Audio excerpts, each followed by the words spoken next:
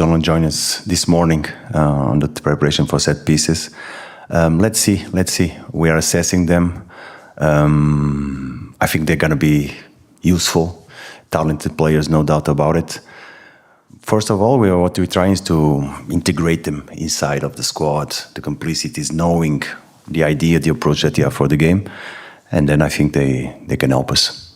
There's also about the front line, because obviously you signed Arnaud Kalimuendo this week.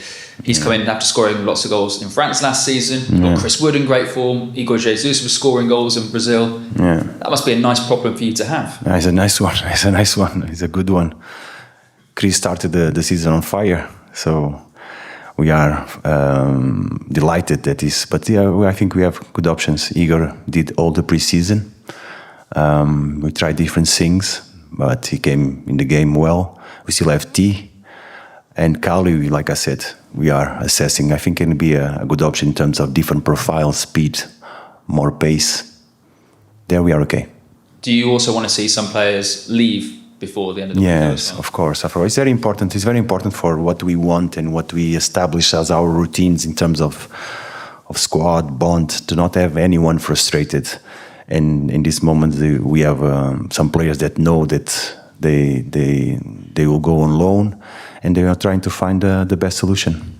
And finally, from me, you've talked about your conversations with the owner that you've always have sort of through the week. Just wondering how intense they were when the squad wasn't where you wanted it to be, and how they've been since you got the players starting to come in. Look, I always had a very good relationship with the owner. Last season was very, very, very close, almost daily basis. This season, not so well. But I always believe that dialogue and what you say or your opinion is always valid, because my concern is the squad and the season that we have ahead of us. But our relations has changed. It's changed? Yeah, it's not so close. It's not on a daily basis. So, yeah. Is that a good thing though? Or? No, it's not good. It's not good. I think everybody at the club should be together, but it's not a reality. Thank you. Damien. Hi there. Can you look ahead to the Crystal Palace game? Yeah. Because of the recent history between the two clubs, are you expecting a particularly difficult atmosphere? Yeah, of course, due to all the situation, especially of the narrative that's been going on, that the Forest is the one responsible for the situation of Palace, which is not true.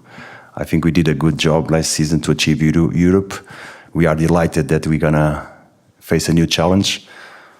But what happened, I think, is not us to blame. But I expect on Sunday, with all the respect, it's going to be a tough atmosphere on the game. How do you cope with that? How do you prepare your players to deal with it? We are aware. I think more than ever we have to stick together, help each other. Because we're going to feel that we are going to isolate. We're going to have our fans there to back us. But the team has to be brave, has to play, focus on the game. Against always a very tough opponent, and is playing really, really well, Palace. How long will it take you to bed in these new arrivals? Because you've spoken in the past that you'd have liked to have got them in earlier to have a full pre-season with them. Yeah. Is it going to take time? Are we going to take... So, totally different cases. We have to isolate them and then see. Those pre-seasons are all different in terms of minutes for those players, which is important for us to evaluate. Get them back on fitness levels that we can say, but we cannot say when. It's always regarding also with the needs, what we want for the opponent. What do we know that there are valid options for us in the future? Colin. Hi there, Nuno. I just wanted to pick up on the questions that were asked about the relations with the owner. Yeah. What's happened there? Right? Obviously, there's another layer of management, if you like, in between the two of you. Is that what's caused this kind of gap between the two of you now? No, I don't know exactly, but I'm being honest with you. I cannot say that it's the same, because it's not the same. The reason behind that, I don't know. Look what I said last week or 2 weeks ago, wasn't it? Was my concern and why I was worried, because my job is always to try and anticipate what's coming ahead of us, and that's what I said. But I said it with respect. But the reality is that is not what it used to be.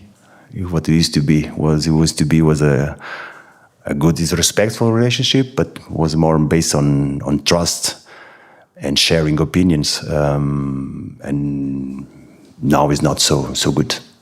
Is this inevitable in football? It's a game of strong opinions. No, I don't think. My job is clear, and I think in Forest we are all aware. My job is to manage the team, prepare the team well, and always with my major concern improving players individual, trying to get them to the next level so we can take the best out of them. This is what I always do, and is my major focus. But in the club, there are different opinions. But I'm no one. I'm someone that says my opinions, sticks there, and then I do my job. And my job, like I said to you, is to prepare the team. And if you carry on doing that job and he carries on doing his, do you think the relationship will come closer again as the season goes on? I hope so. I don't know. That I cannot answer. What I'm saying is on my side, I'm doing whatever I can to help Forest. My commitment is, and I see it. I feel it.